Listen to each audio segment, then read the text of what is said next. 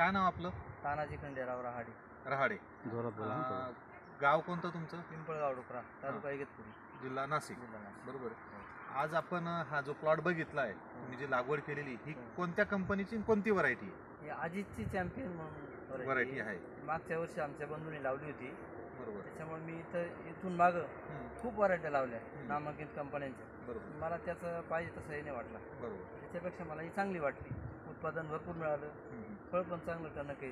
बरोबर. त्यामुळं मी पसंती केली आणि नर्सरी जाऊन त्यांना ऑर्डर दिली या रोपाची. हां.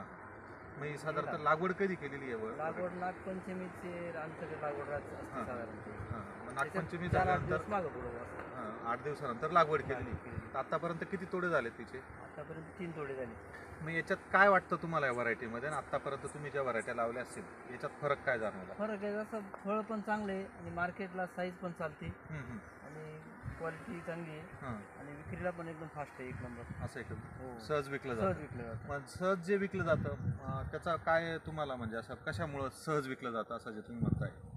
फळाची क्वालिटी साईज एक साईज आहे आणि असाच माल पाहिजे मार्केटला. जास्त मोठा पण नाही पाहिजे, जास्त छोटा पण नाही पाहिजे. बरोबर. मध्यम साईजचा माल विकला जातो. कधी पटकन उचलतो.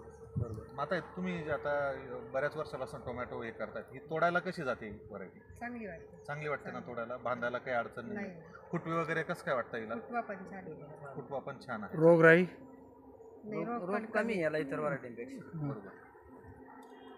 चालेल. धन्यवाद. म्हणजे ही झाली ट्रायल. बरोबर आहे. आणि आता आपण प्रत्यक्षात